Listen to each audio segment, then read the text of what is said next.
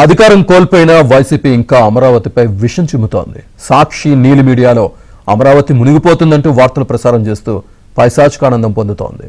విష ప్రచారంపై రాజధాని రైతులు సీరియస్ అవుతున్నారు.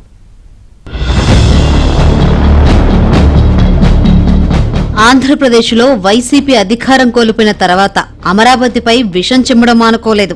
రాజధానిలో కురిసిన వర్షానికి అమరావతి మునిగిందంటూ సాక్షి మీడియాతో పాటు నీలి మీడియాలో ప్రసారం చేస్తూ పైశాచికానందం పొందుతున్నారు.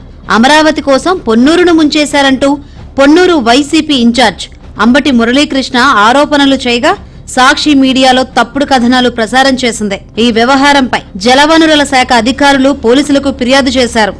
దీంతో గుంటూరు పోలీసులు కేసు నమోదు చేశారు. ఇక ప్రకాశం బ్యారేజ్ 67వ నెంబర్ గేటు విరిగిపోయిందని, భారీ వరదకు విజయవాడ మునిగేలా ఉందంటూ ఓ యూట్యూబ్ ఛానల్ కథనంపై విజయవాడ తాడేపల్లి పోలీసులు కేసు నమోదు చేశారు. ప్రకాశం బ్యారేజ్ 67వ గేటు విరగలేదని, సురక్షితంగా ఉందని అధికారులు తేల్చి చెప్పారు. గత 10 రోజులుగా అమరావతిపై విష ప్రచారం చేస్తున్నారని రాజధాని రైతులు మండిపడుతున్నారు. ప్రజలు వైసీపీకి 11 సీట్లు ఇచ్చి బుద్ధి చెప్పినా వైసీపీకి జ్ఞానోదయం కలగడం లేదని ఆగ్రహం వ్యక్తం చేస్తున్నారు. ఐకానిక్ టవర్స్ కు సంబంధించి పాత వీడియోతో తప్పుడు ప్రచారం చేస్తున్నారని రైతులు ఆరోపిస్తున్నారు.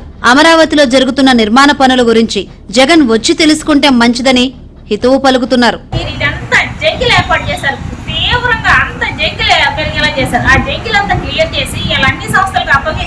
అప్పగించినటువంటి సంస్థలన్నీ ఏ సంస్థలు భూములు అప్పగించారో వాళ్ళందరూ వచ్చి వాళ్ళ వర్కులు స్టార్ట్ చేసేసరికి పునాదుల్లోకి నీళ్లు వచ్చినాయి. అంతే తప్ప ఇక్కడ ఎక్కడా నీళ్లు అనేవి లేవు.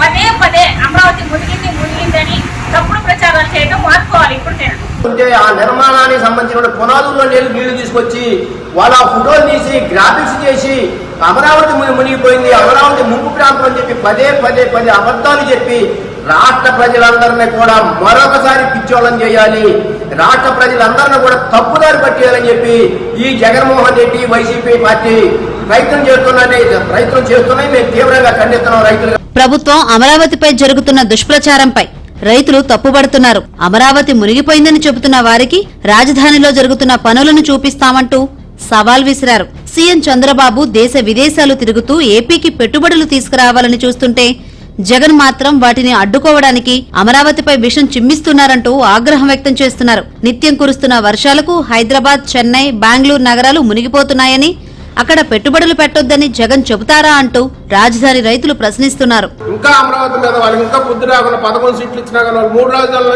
24 ఎలక్షన్లోకి వెళ్ళారు.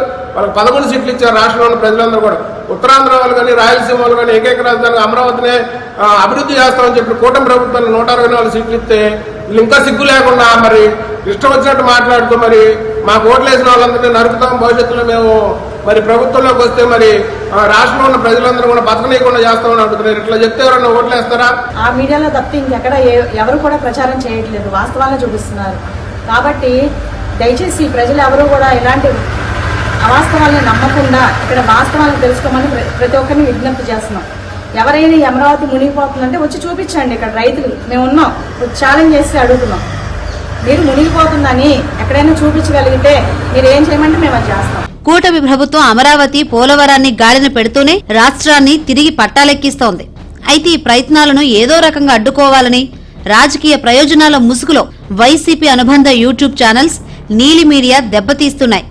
తప్పుడు కథనాలు, ఫేక్ న్యూస్ స్ప్రెడ్ చేస్తా ఉన్నారు.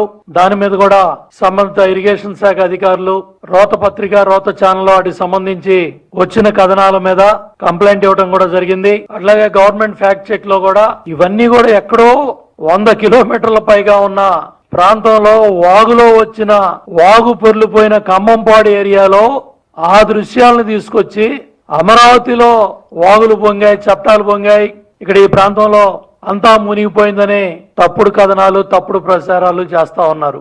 దీంతో విషయాన్ని ప్రభుత్వం సీరియస్ గా తీసుకోవాలని ప్రభుత్వాన్ని అమరావతి రైతులు కోరుతున్నారు.